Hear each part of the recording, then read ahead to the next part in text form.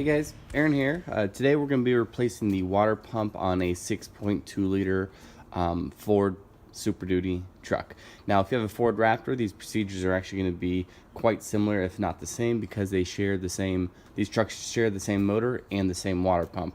Now depending on the model and year of your vehicle, the intake right here and the radiator shroud might look a little bit different depending on the style, but overall, the procedures are pretty much similar. Now, this particular truck is a 2015 Ford F-250 Super Duty, two-wheel drive, single cab, and it has about 120,000 miles on it.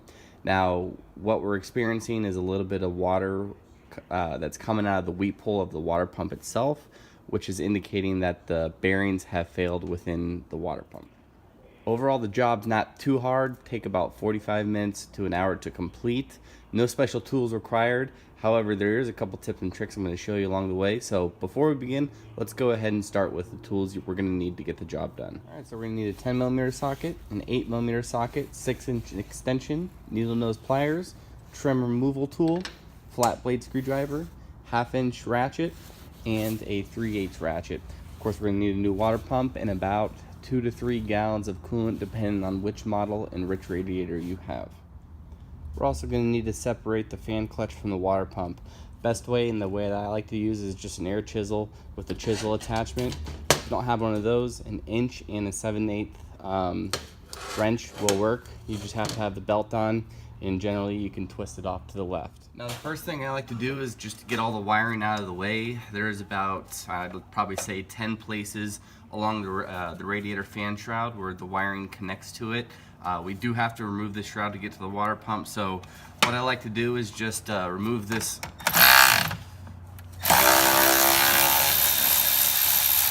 bolt right here. Simply undo this harness. Take your little trim removal tool and just pry on these connectors. We want to put this wiring back in its original location, so keeping these just little grommets on here is very handy. Work your way all the way down the radiator. Most of the connections are on the passenger side, and there's about 4 or 5 that connect on the bottom of the radiator that are better accessible underneath the vehicle.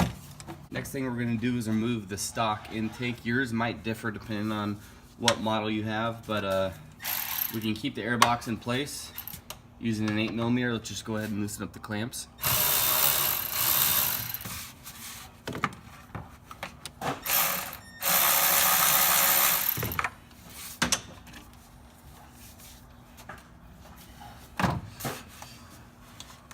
Any PCV hoses or lines will need to be removed as well.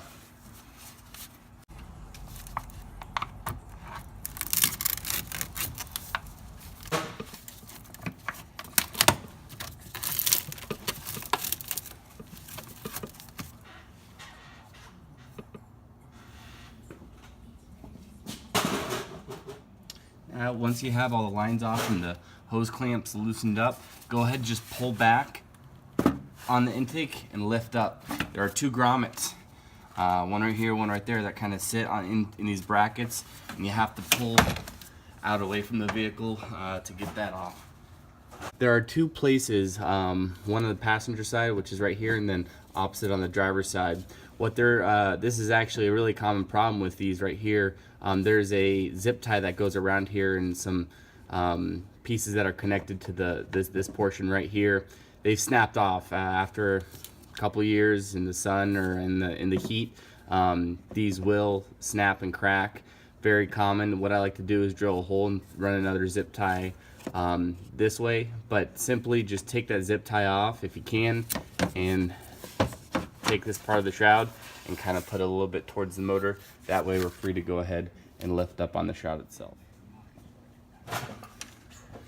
Last thing to do before we remove the shroud is to take this wiring harness off. I like just to take a screwdriver and pull the harness for the fan clutch and kind of keep the harness towards the front of the vehicle, or the front of the motor. Once we're done with that, we can remove the 4 bolts that hold the fan shroud to the radiator.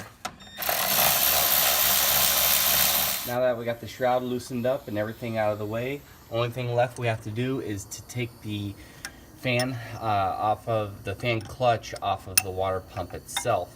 To do that, you could probably take a larger wrench like shown previously. I like to use my air chisel by just using it and hitting it on the...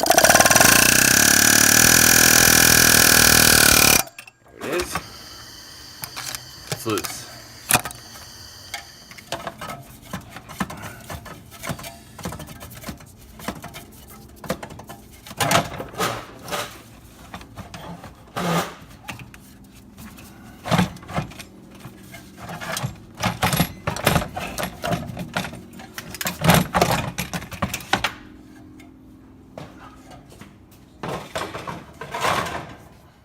Now with the shroud removed, as you can see, we have a whole lot of room to get to our belt and our water pump.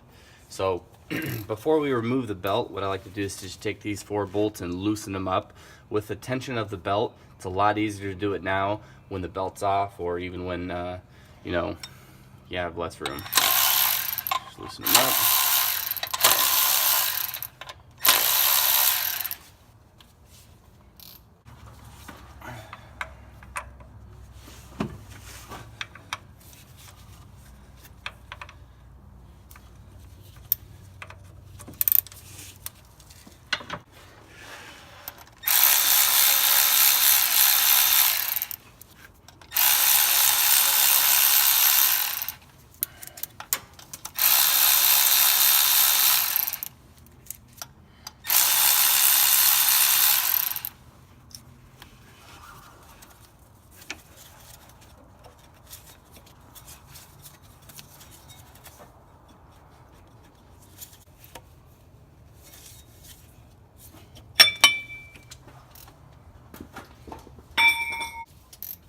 Now there's 4 bolts holding on the water pump itself using our 10mm socket. We're going to remove those.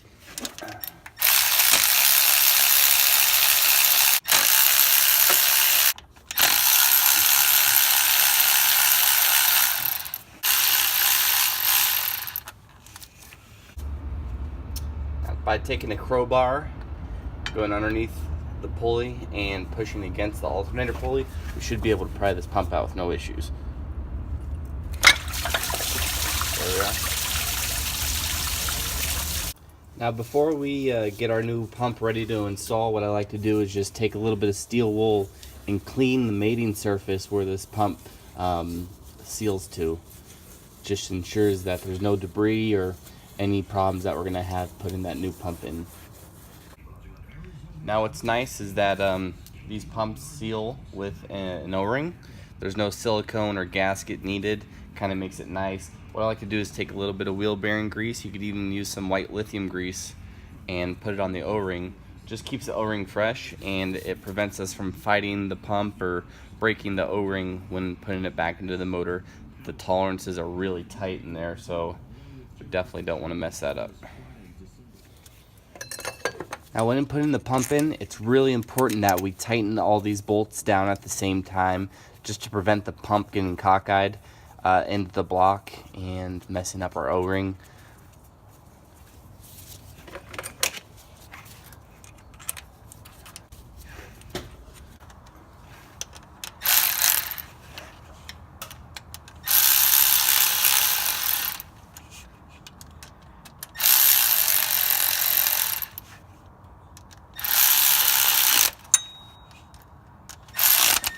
Once the pump is fully seated against the mating surface of the block, just go ahead and tighten all the bolts down good.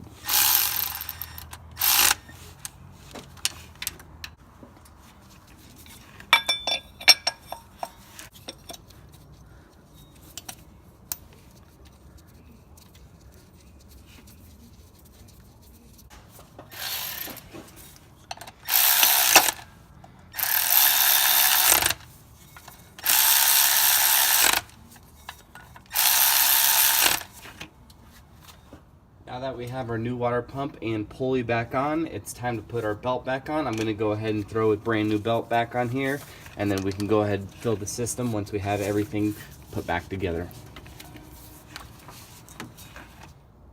Alright, so once we got the intake back on, make sure your wiring's all back in its original position. We definitely don't want any loose wiring coming in contact with anything like the fan. Make sure your fan clutch connection's on there good. Depending on what radiator you have, it's going to take about 2 to 2.5 gallons of Ford coolant to fill up completely. What I like to do is start the vehicle up, add the coolant, and let it run for about 10 minutes. Make sure it's maintaining the proper fill line on the coolant reservoir. So I hope this video has helped you out. If it has, please like and subscribe. If you have any questions or comments, feel free to leave something in the comment section. Thanks for watching as always, guys, and I'll check you next time.